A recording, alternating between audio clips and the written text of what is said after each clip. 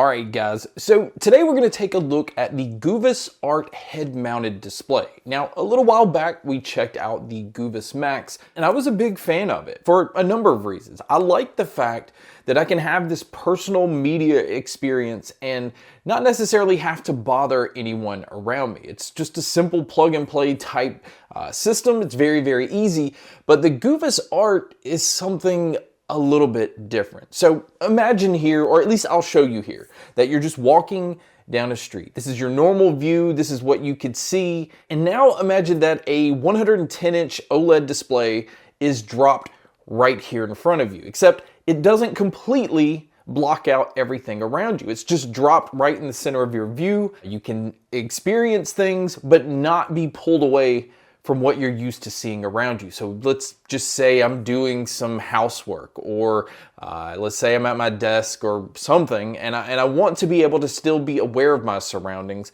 but I want to be able to enjoy something. Let's just say watch a movie or TV show. Or if I want to sit in the living room where my wife may be watching TV already, and let's say that I want to play some games. I have the ability to do this with a display that is just dropped right in front of me without actually touching my face. Like, it doesn't wrap around my eyes. It doesn't trap in heat like a lot of the other head-mounted displays do. This one is just placed in front of you at a distance where you can still even wear your glasses and not have to worry that, you know, is it going to fit into this type of display? So there's a lot of advantages to having something like this. Now, it is an Indiegogo funded project, just like the Guvis Max was, and I think it actually starts today, and it says it starts at around $399, which for a personal media viewer, I've always been someone that's very interested in these. Prices can fluctuate from like $100 for like the very, very cheap ones that look like crap, and they can go up to like thousands of dollars. I've seen them all over the place. So I think $400 is actually a very good price point for something like this, but you can use it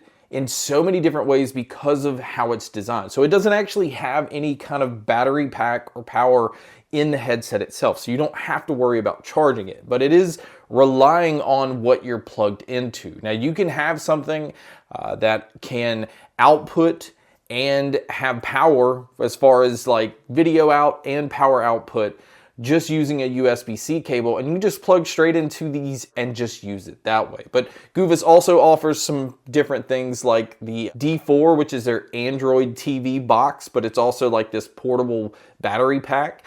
And this allows you to have Android TV basically right in front of you. So you have Netflix, Max, and Prime Video, and all the different displays because you have the Play Store and all the access to everything that's available there, and you can have it run straight to this headset. And of course, it comes with a remote control because there is no way to actually control anything on the headset either. It is very dependent on whatever device you're plugged into. Even if it's like, you know, the Steam Deck, obviously your controls and everything are built into the Steam Deck. You can use it on the Nintendo Switch.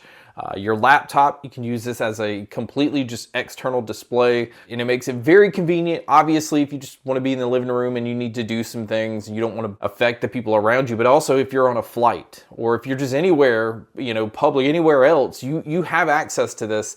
You don't have to worry about trying to do it on your phone, which is a small display, or a laptop where sometimes like the viewing angles aren't that great. Not only is it a 110-inch OLED display, essentially what it looks like in front of you, it is 1920 by 1080 per eye. So it is complete HD. And the other cool things about this headset is you can also change the pupil distance and the diopter range. So you can get it completely focused based off your eyes. And it's not just trying to tell you that your eyes are only this distance apart. You can move all these things around to get it just right for you. The other things on the headset is you can actually adjust the brightness and the volume on the headset itself. You can also switch from 2D to 3D content. So you're also getting a 3D pair of glasses, and I think that's actually very cool. I love watching movies in 3D where it's true 3D. It doesn't feel like a gimmick. This is actually like going to the theater and watching something that was shot in 3D. It's just kind of cool and convenient to be able to do that. Now, other than the USB-C input that you would use to,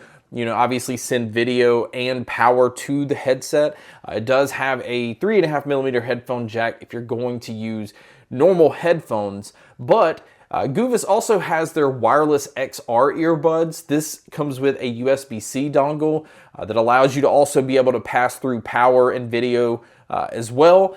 And that allows you to have just wireless earbuds plugged straight into the headset, so you don't have to worry about lag. You don't have that issue, because obviously that's important if you're going to be consuming media and you need audio that has that instant reaction to it. They also offer that D4 Android TV box that I was telling you about, which is also a battery pack. And they have an HDMI to USB-C adapter that also allows for power delivery using a USB-C connection. So that is all very, very convenient, and that is the different types of things that you would need to be able to take advantage of using the headset, especially if you do not have devices like a laptop that has USB-C video out and power output. So it's very dependent on the things you're going to use. So that may be inconvenient if you're somebody that's used to a device that has some of these things built in, but that is also where you usually find yourself starting to spend a lot more money. But again, I haven't seen anything like this where the display is just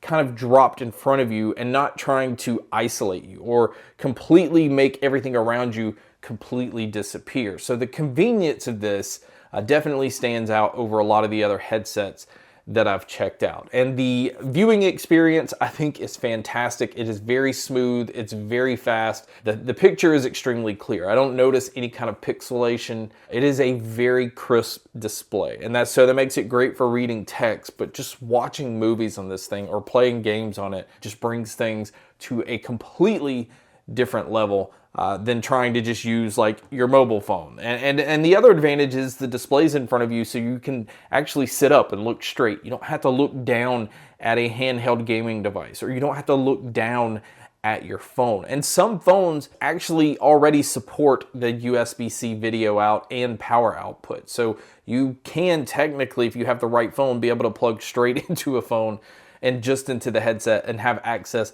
to everything that way. And I can't stress enough how cool and how convenient that is. Now, is this something that I would use in public? Probably, actually, absolutely not. It is way just still obnoxious looking. I don't think we're at that point in a world where people are wearing these head-mounted displays and it just looks normal. And it just looks like something that's not going to draw attention. And I still think having the display in front of you right in the center is blocking a lot of things. And it definitely makes it where it's not safe to walk around this way. So I get what it's designed for, but I don't think that it means you can just use it in any way that you want. And another advantage to using this is if you fly drones. You can use this as your basically head-mounted video display for what your drone is seeing. So if you're used to first-person goggles or whatever to flying drones, you can do that with this because of the 0.01 millisecond response. So there's no lag. There's nothing that, if you're flying a drone, you need to see instantly what the drone sees so that you don't crash it. So there's a lot of advantages to this headset and a lot of advantages over things like the Guvis Max. It's one of the smallest that I've seen. It's very compact. It's extremely easy to just throw in the tiniest of little bags. You can see this little bag that it comes with. It doesn't take up even half the space of the bag. And it makes it very easy to travel this way. But guys, that's my video, just kind of showing this new piece of technology in the Guvis Art. Do keep in mind this is an Indiegogo funded project. I'm not really sure when these start shipping. I will have a link in the description so that you can keep up with it. I think right now they're just allowing you to kind of sign up to keep up with updates for it. But again, I think it's available as of today. But all of that information will be linked in the description below. But guys, that's my video on the Guvis Art head-mounted display. Thank you so much for checking out this video. Thank you so much for checking out all the other videos. And as always, make sure to stay tuned for more.